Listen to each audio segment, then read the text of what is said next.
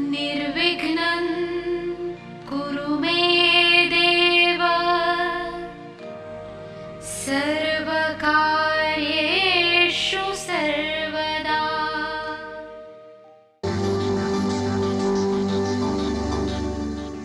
राजीव सूर्यवंशी वास्तु के क्षेत्र में एक जाना पहचाना नाम है।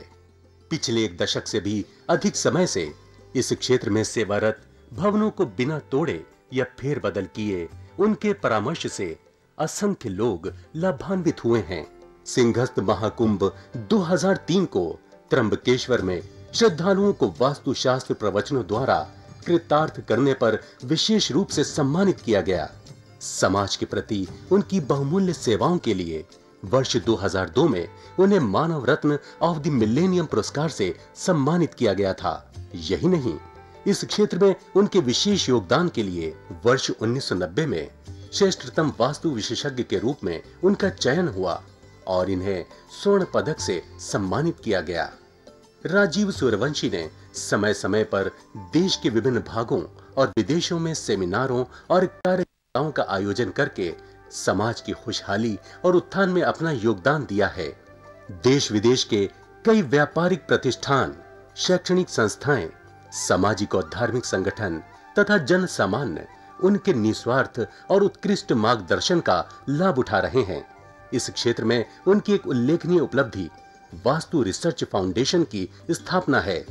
वास्तु के क्षेत्र में जिज्ञासु लोगों के लिए राजीव निष्ठावान पथ प्रदर्शन की भूमिका निभाते रहे हैं और उनकी जिज्ञासा शांत करते रहे हैं। उनके अनेक विद्यार्थी इस प्राचीन विज्ञान का देश भर में प्रचार प्रसार करके लोगों का ज्ञान वर्धन कर रहे हैं। नमस्कार। प्रत्येक व्यक्ति में ऊर्जा होती है और यही ऊर्जा हमें चलाती है। आपने विश्व के बहुत से सफल व्यक्तियों के बारे में पढ़ा होगा कि वह हफ्ते में 30 घंटे, कोई 25 घंटे, कोई 18 घंटे सोता है, यानी दिन में 2 घंटे से लेकर 6 घंटे तक। और वह व्यक्ति मटेरियलिस्टिक वर्ल्ड में, यानी अगर पैसे की दृष्टि से देखा जाए तो बहुत सफल है। यदि हम प्रतिदिन 8 घंटे नहीं सोते तो हम 16 घंटे कार्य नहीं कर सकते। और जिस व्यक्ति को जीवन में 16 घंटे कार्य करना है और शरीर की ऊर्जा जो नष्ट हो जाती है, समाप्त हो जाती है, उसको पुनः प्राप्त करने के लिए हमें 8 घंटे की निद्रा अवश्य करनी चाहिए। अब वास्तुशास्त्र के सिद्धांतों के अनुरूप हमारे शरीर में पंचभूत हैं, जो कि भारतीय अध्यात्म विद्या ने भी कहा है कि हमारा शरीर पंचभूतों से निर्मित है। ये पंचभूत यदि हम जागृत करें इन्हें रोज, तो हमारा शरीर सदैव ऊर्जित रहेगा। किंतु हमें ये पता होना चाहिए कि ये पंचभूत हमारे शरीर में स्थापित कहाँ हैं। पंचभूत हैं पृथ्वी, अग्नि, आकाश, जल, वायु। ये पंचभूत हमारे शरीर के विभिन्न भागों में स्थापित हैं। सबसे पहले आता है हमारे मस्तक का स्थान। हमारे मस्तक में है आकाश तत्व। आकाश तत्व के बाद आता है अग्नि तत्व और अग्नि तत्व से पहले आता है वायु तत्व। वायु तत्व हमारे सीने में है, जो कि हमारी आती जाती श्वास के द्वारा ऊर्जित होता है। जब हम श्वास लेते हैं और श्वास छोड़ते हैं तो हमारा वायु तत्व ऊर्जित हो जाता है। फिर आता है अग्नि तत्व। जो भी हम भोजन खाते हैं वह हमारे पेट में जाता है। जब हम भोजन बनाते हैं तो हमें ऊर्जा की आवश्यकता होती है, अग्नि की आवश्यकता होती है। अग्नि भोजन बना देती है हमारे लिए। फिर उस भोजन को पचाने के लिए हमें अग्नि की आवश्यकता होती है, और यह अग्नि तत्व हमारे पेट में होता है जो निरंतर वहाँ पर आए हुए भोजन को ऊर्जित करता है और हमारे शरीर में खून का संचार करता है, रक्त का संचार करता है।